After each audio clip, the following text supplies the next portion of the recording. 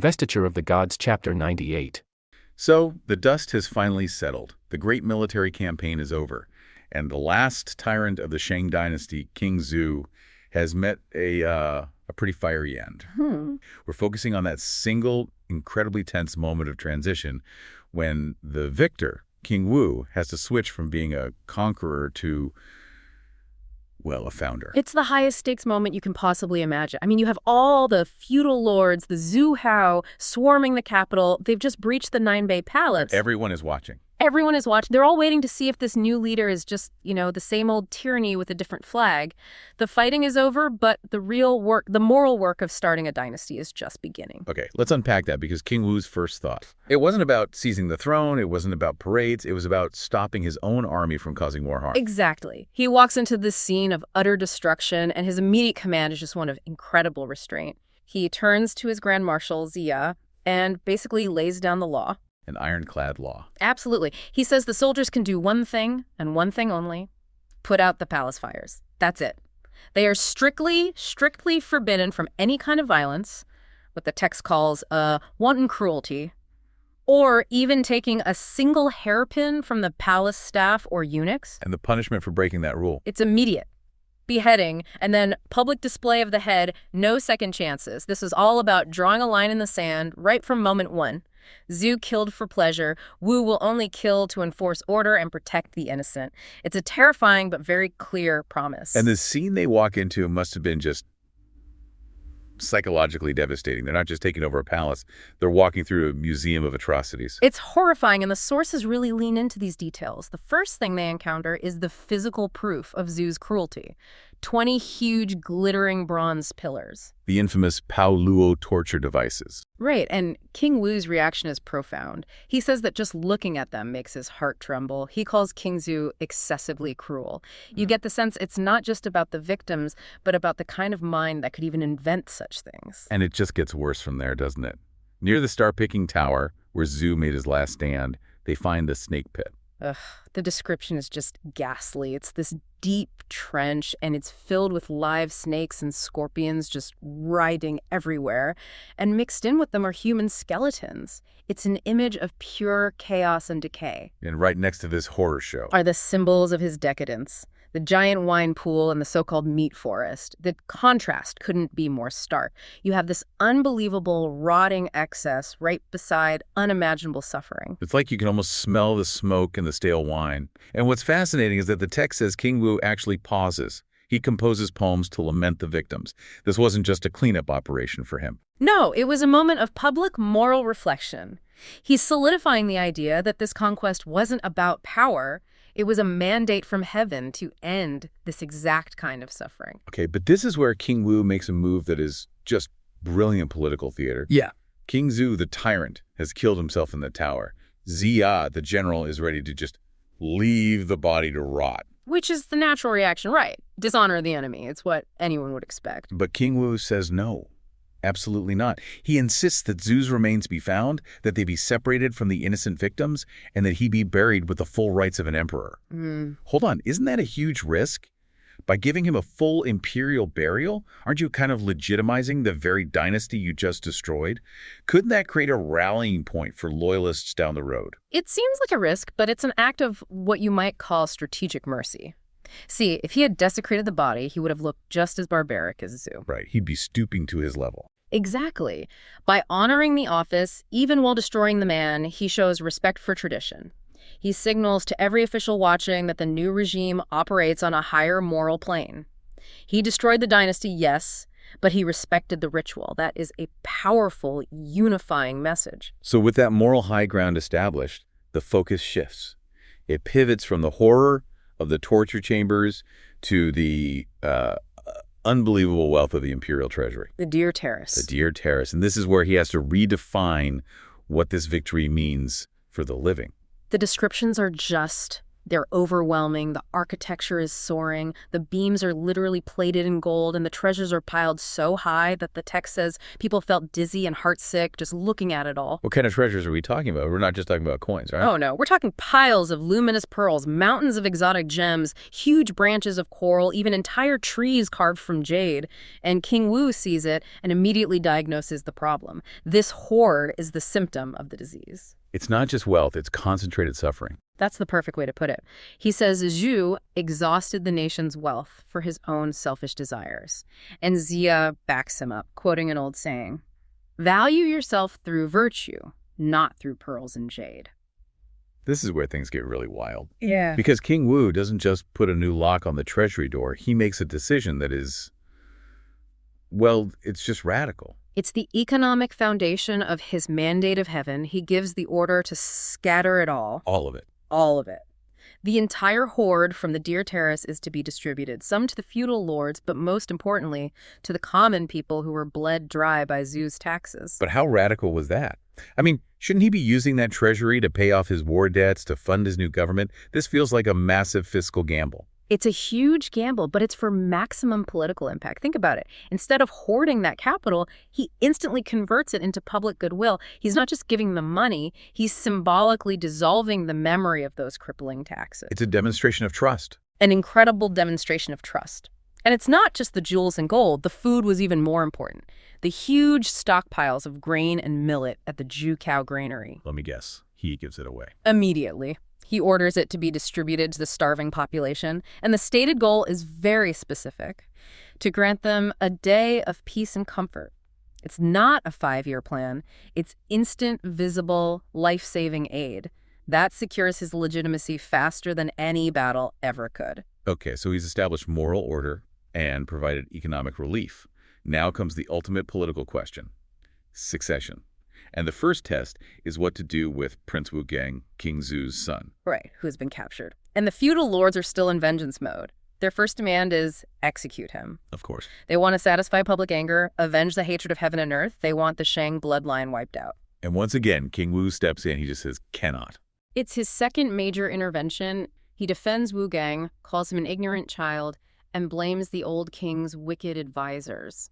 He invokes this crucial principle that crime should not extend to the family. By pardoning the boy and even promising him a bit of territory to keep the Shang lineage alive, he proves he's not a tyrant. He neutralizes the heir by showing him kindness. It gives the remaining Shang loyalists very little reason to keep fighting. So once the old dynasty's heir is handled, that leaves a giant power vacuum at the top. And it becomes impossible to ignore. The Eastern Marquis, Jiang Wenhuan, he's the one who steps up and basically says, "Okay, it's time. You need to take the throne." The pressure must have been immense. Overwhelming. And Jiang Wenhuan lays out this perfectly structured case for King Wu's legitimacy. He gives 3 arguments that are basically undeniable. Okay, let's break them down. What's the first one? Historical precedent. He connects King Wu directly to the legendary sage kings of the past: Yao, Shun, Yu, and Tang. He's not just some rebel. He's the next in a line of virtuous rulers executing heaven's punishment. It instantly elevates his status. It gives him a pedigree. Okay, what's argument number 2? Popular support. This is the empirical evidence. He points out that the common people welcomed the Zhu army with food and wine. They saw them as liberators, not conquerors. So the will of heaven has been revealed through the will of the people. They're already on his side. That's a powerful point. And the third argument, the one that seals the deal. Divine signs. This is the supernatural proof. Jiang Wenhuan argues that Wu's virtue was so great that 2/3 of the realm was already loyal to him before the final battle. And crucially, the auspicious phoenix cried on Mount Qi, a classic sign that heaven has made its choice. So you have history, the people, and God all pointing in one direction. It's an airtight case. Completely airtight. But King Wu, he repeatedly, frantically refuses. He claims his virtue is insufficient, tells the lords to pick someone else. It's necessary humility, right? But the lords are done with the performance. They tell him flat out, if you refuse, this alliance falls apart and we go right back to chaos and war. And that's when Ziya, the grand strategist, finally steps in to end the debate. He promises a proper and legitimate explanation to settle things and get on with the coronation. The whole sequence is just a masterclass. It really is. Because it wasn't chaos. No, not at all. It was a checklist. We're going to break down how they went from being basically armed rebels to legitimate, divinely ordained rulers. And that transition is, you could argue, way more important than the actual military victory. Right. What we're looking at here is a masterclass in political communication. It's all about legitimacy and earning what would become, the absolute cornerstone of Chinese political history, the mandate of heaven. So this wasn't just about taking power. No, it was a performance, a huge public performance designed to convince everyone, the gods, the other dukes, and millions of conquered people, that the Zhu were the only choice.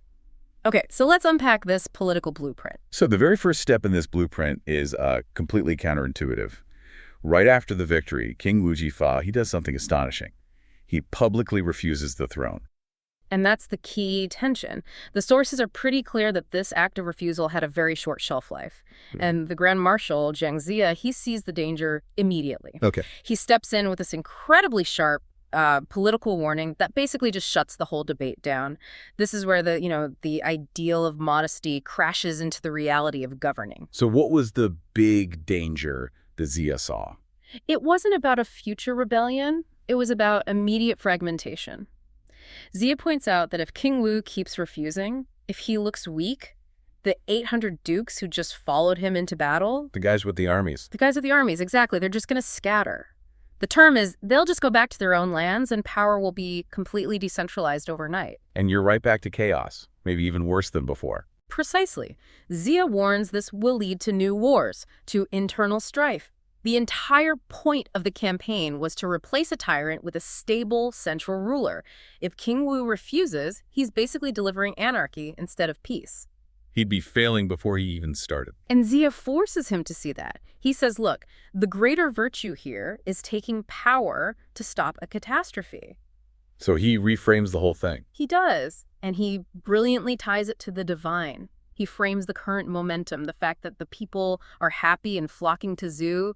He frames that as the real divine signal. The moment of... Yeah, exactly. Heaven has given you this perfect moment. To refuse it is to go against heaven. You just can't waste this timing. That is just fantastic political theater. Yeah. But they still need an out for King Wu, a way for him to accept without looking like a hypocrite. How do they solve that? And they find this masterful political loophole suggested by Ziya and backed by the others. It's a compromise. King Wu has to accept the position now. It's an emergency. He has to stabilize the state. But, and this is the key, he's given permission to abdicate later if a greater sage, a Talo, ever appears. Wow. So he gets it both ways. Perfect, right.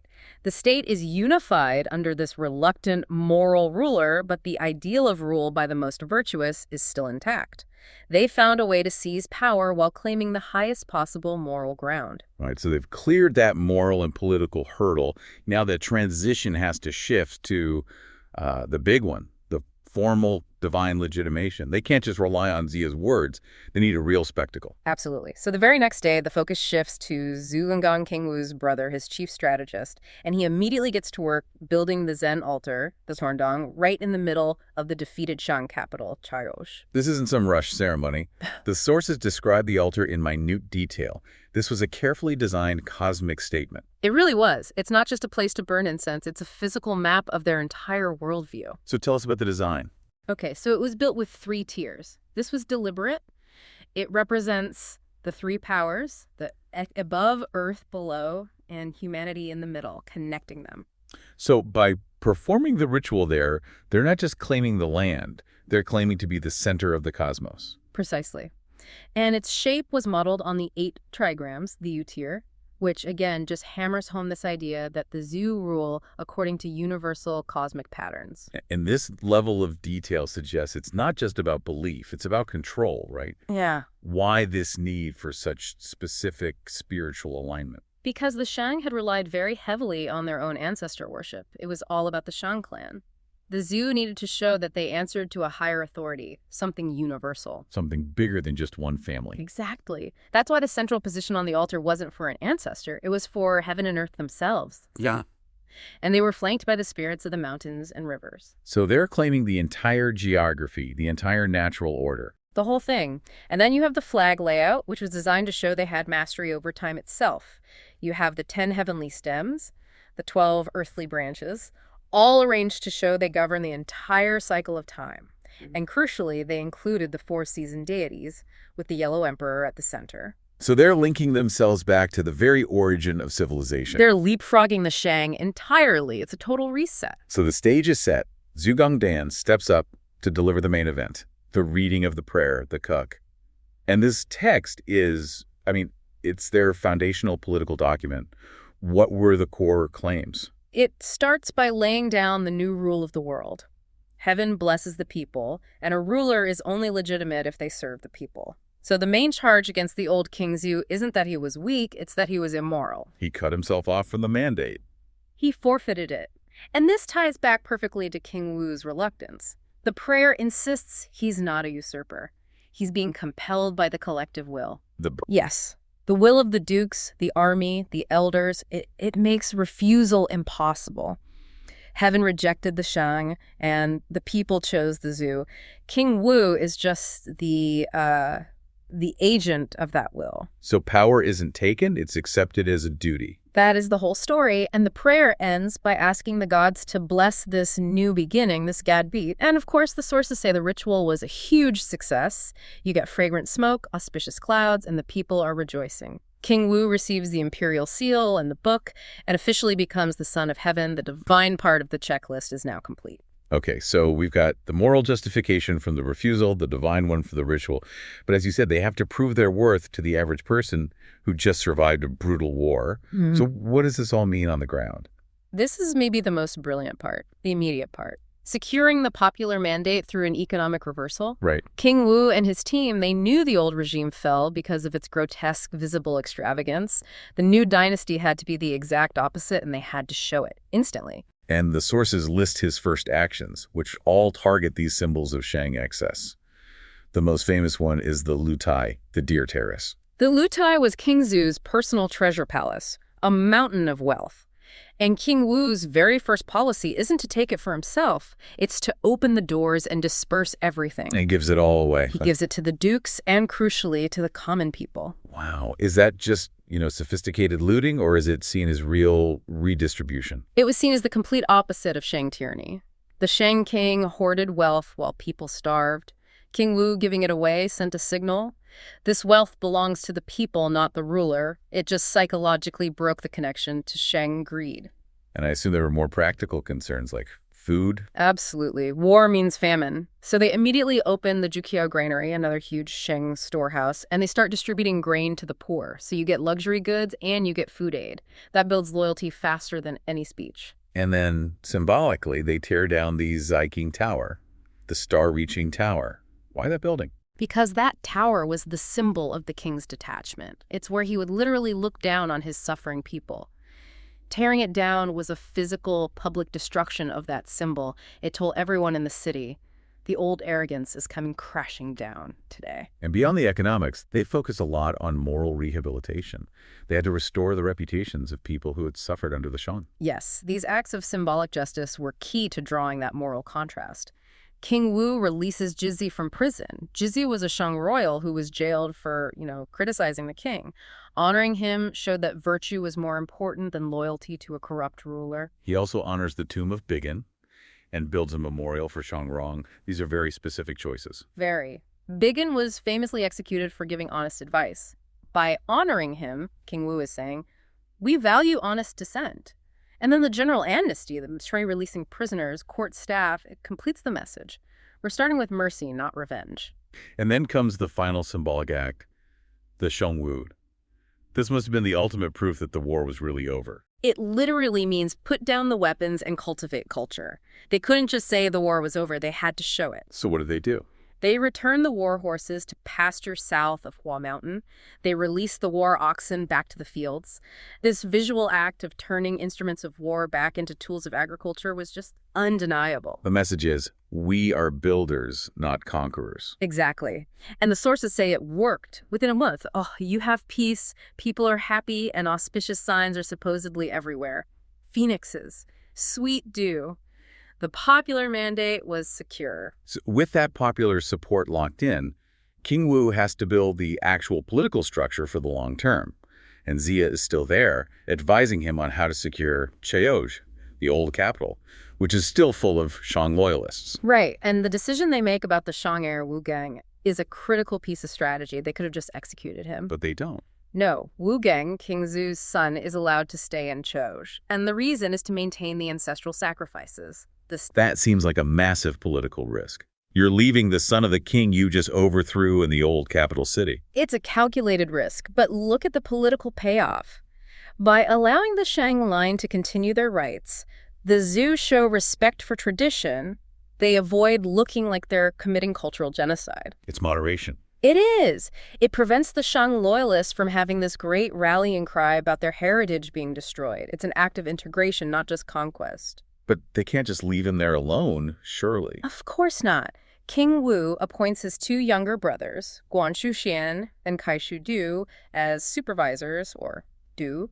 Their job is to keep a very close eye on Wu Geng and on that whole volatile city. Right, stability through surveillance. Pretty much. And the sources give us this really striking moment when King Wu is finally ready to leave Choj and go back to his own capital. The local people apparently weep and beg him not to go. And that reaction, that's the proof that all those populist policies worked. These people had just been through hell. They saw the Zhu as the source of stability, and their cry that if he left, they'd have no parents. Chuan, that's a profound statement of trust. The new government had successfully become this protective parental force. And as he's leaving, King Wu gives this final instruction to his brothers, and it basically becomes the founding principle of the entire Zhu dynasty. It really is their mission statement. He gives them this very strict warning. Do not oppress the common people. This wasn't just, a nice suggestion. This was state philosophy. And why? Because the people are the root of the state. The people are the root of the state. The people are the root of the state. Uyu. This idea grounds the whole theoretical mandate of heaven in the very practical need for popular support. And he backs up that philosophy with a pretty terrifying threat aimed at his own family. He had to. He had to prove this wasn't just talk. He warns his brothers that if they fail, if they oppress the people, he will apply the national law to them no matter what. He says, Obagawa, I will not make excuses for my own kin. Wow. That final instruction just sets the tone for everything. The law and the welfare of the people come before family loyalty, even for the king's own brothers. We have King Wu's melancholy homecoming and his first acts of governance. Then, this profound moral challenge to the entire Zhu project. A big one. Third, a ruthless political cleanup involving old traitors. And finally, a truly tragic, deeply personal score settled by the protagonist's ex-wife. It's a study in layering. The story shows us that victory is only the middle act. The real work is balancing human politics, personal grudges, and the impending fulfillment of a cosmic duty, the investiture itself. Okay, let's unpack King Wu's return journey. He's leading his armies away from the vanquished capital of Choj and heading back to his home base, Shuki. Right. And the text draws this really powerful contrast the moment he reaches Mingjin, that key strategic crossing point. And what's fascinating here is how the source uses natural imagery to signal a complete shift in the political atmosphere. How so? But when King Wu marched out years earlier, the text explicitly noted all these omens of war and unrest. It was an uncertain, blood-soaked journey. Right, I remember the detail about a white fish leaped into the boat. Exactly. It's a sign of turmoil. But now... It's all gone. It's all gone. The land itself is tranquil. The source describes the dragon returning to the sea, which is the ultimate metaphor for the legitimate ruler settling back into his domain. And then there are these other images. Yeah, simple but profound images. Cows returned to the peach orchard, and horses grazed on Hua Mountain. These aren't just pretty details. They symbolize the demilitarization of the entire kingdom. So the soldiers and the livestock are literally returning to farming and peace. It's instant narrative proof that the Zhu dynasty has delivered stability. That is smart storytelling. But King Wu doesn't just, celebrate. He immediately pivots from being a general to being a benevolent sovereign. But here is where the narrative shifts to the deeply human cost.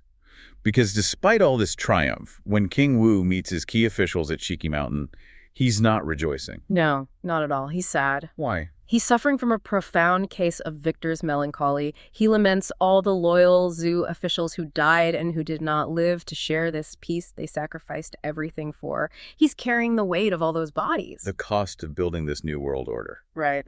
And his official, San Yusheng, offers this truly necessary political corrective to this grief. What does he say? He brings him back to reality. He essentially says, Your Majesty, this sadness is misplaced.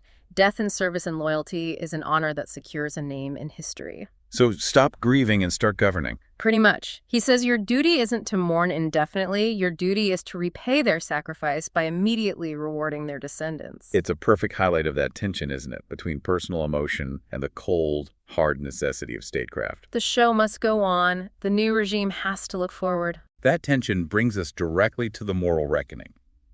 Because while King Wu is busy administering the state, two famous figures appear to question the legitimacy of the entire war itself. Yeah, this happens as the troops are moving through Jinjiling and Shuyang Mountain. And we're talking about Boyi and Shuki. Boyi and Shuki, two figures whose moral rigor is legendary in Chinese history. They were Taoists, men of uncompromising principle. And they don't hold back. They boldly confront Jiang Ziya and demand to know the fate of the old king. Right. And when Ziya explains that King Ziyu set himself on fire and that King Wu has been accepted by the nobles, these two men drop a philosophical bomb that challenges the entire ethical foundation of the Zhou dynasty. It's an astonishing moment of moral absolutism. What is their specific cry? They say, Boss, alas, exchanging tyranny for tyranny, what is your intention? They're using the phrase yubao yubao, Which means? replacing violence with violence. So they're arguing that the means fundamentally invalidate the ends. They're saying, essentially, we did not care that King Ziyu was worse. Exactly. You secured your rule through bloodshed and regicide. Therefore, your foundation is corrupt, and you have failed to achieve a truly virtuous transition. Wow. That's a remarkable position. They're demanding a higher moral standard that sort of transcends political reality. And their final act is the ultimate statement of that uncompromising loyalty to principle. They withdraw into Shuyang Mountain, and they refuse to eat the grain, the very sustenance, produced by the new Zhou dynasty. An economic, political, and spiritual boycott, all at once. And they composed the heartbreaking Kai Wei gathering vetch poem while starving themselves for 7 days. Until they died. And for you, the listener, this is why this story resonates so powerfully. Even in total victory, the narrative insists on the existence of profound moral cleavage. These men valued their principle and the integrity of the old order above life itself. And King Wu and Jiang Ziya have to just honor that sacrifice while simultaneously ignoring their criticism and moving forward. That's the challenge. It raises an uncomfortable question. If your founding premise is virtue, how do you handle those whose virtue is so high they condemn you? And the answer is? You honor their name, and then you keep building the dynasty. Speaking of people who are definitely not committed to principle, we have to pivot now to the politics of pure treachery. Oh, yeah. Filian and Eli, described as King Zhou's flattering or treacherous ministers. You might think of them as the ultimate corporate survivors. They absolutely are. They vanished when King Zhou was defeated, but seeing the new King Wu has settled the capital and restored order, they suddenly just crawl out of the woodwork. And they appear at the new court, presenting jade and gold tablets, these expensive gifts, trying to get high-level positions under the new regime. It's the textbook definition of bad faith job seeking. It really is. And King Wu, the idealist, is hesitant. Why would you reward men who were sycophants to the tyrant? This is where Jiang Ziya steps in with a strategy of pure, cold pragmatism. Ziya's counsel is brilliant political theater. Publicly, he advises King Wu to accept them. He frames it almost as a moral opportunity. How does he spin that? He says, we are throwing away the common stones and using beautiful jade.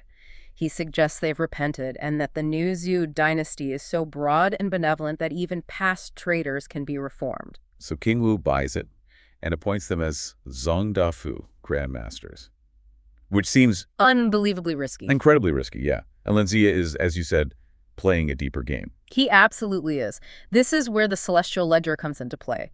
The text reveals Jiang Ziya's private intent. Okay. He states clearly that he has a use for them and a way to handle them later. And the accompanying poem is the dead giveaway for the listener. It clearly states that Ziya had already set a trap and that they hardly can escape the calamity of the investiture of the god's sword. So they're being used temporarily to show the strength and stability of the new court, a necessary administrative evil. But their fate is already written. Their ultimate judgment isn't political, it's karmic. And Ziya is simply the agent administering that fate. So you use them now punish them later, all according to the divine schedule. That is some ruthless calculus. That's what it takes. We shift now from the high politics of the court and the celestial schedule to the most intimate and, I think, arguably the most tragic consequence of all this power shift. Yes. The fate of Jiang Ziya's former wife, Ma Shi. This is truly a heart-wrenching piece of personal drama and one of the most famous moments of irony in the whole novel. So Ma Shi had scorned Jiang Ziya years earlier for his poverty. She abandoned him, divorced him, because she thought he was a worthless scholar who would never achieve anything. And now she's married to a simple, poor farmer named Zhang Sanlao. She's living exactly the kind of modest, desperate life she tried to escape years ago. And then the news hits. And it's inescapable. The gossip travels everywhere, from the thatched huts to the deep valleys. The local people are talking about Jiang Ziya's immense power and glory. Prime Minister, Virtually equal to the ruler, possessing unlimited wealth and rank. A success, ancient and modern, rarely matched. the knowledge of what she forfeited must have been absolutely devastating. The source describes her reaction with this visceral imagery. It says she feels oil-fried and fire-roasted, just overwhelmed by shame and regret. She believes she has no face left in the world. Just think about that regret. She missed out on not just wealth, but ultimate societal validation and respect. She can't stand the judgment of her neighbors, the knowledge that everyone knows. Everyone knows she discarded a man who became one of the founders of the new dynasty. So she questions her husband, Zhang Sanlao, who reluctantly confirms the scale of Ziya's success. Yeah, and he even admits he's too intimidated by Ziya's status to go ask for money. That confirmation seals her fate. She realizes there's no escaping this shame. She can't live 100 years under this burden. No. The narrative is swift and brutal. She convinces her husband to go to sleep. She prepares herself, and then she hangs herself. She suspends herself from a beam, commits suicide. And here is the profound link that pulls her personal suffering right back into the main cosmic plot. Her soul immediately goes to the Fengshen platform. The Investiture of the Gods platform. The very same one. That is incredible. She wasn't a general who died on the battlefield. She wasn't an official who was beheaded. She was a woman driven to suicide by personal shame and missed opportunity. And yet her fate, too, was preordained and administratively accounted for on the divine ledger that Jiang Ziya is about to open. Which brings us back full circle to the primary task. The political victory is secure, but the cosmic resolution is pending. Right. Jiang Ziya now informs King Wu that the human and immortal souls who died during the killing tribulation are all waiting. He reminds the king that this entire war had a higher purpose, that the list of the Investiture of the Gods, the Fengshen Bang, was established long ago. All the chaos, all the bloodshed was simply a prelude to the bureaucratic act of assigning divine positions. It's an administrative task at its core. And the king fully supports this transition from human affairs to celestial administration. He has to. So Jiang Ziya requests leave to travel to his master at Kunlun Mountain to retrieve the necessary documents to fulfill his mission. The Jade Talisman and the Gold Register. This is the definitive moment then. The story of military history ends, and the story of cosmic ordering begins. That's it. King Wu grants permission, urging him to return quickly because he recognizes that the new dynasty cannot truly be stable until the celestial bureaucracy is organized. The human and divine realms are interlinked. Completely. The true work isn't just handing out rewards and punishments on Earth, but handing out eternal roles to the hundreds of souls who are caught up in this grand conflict.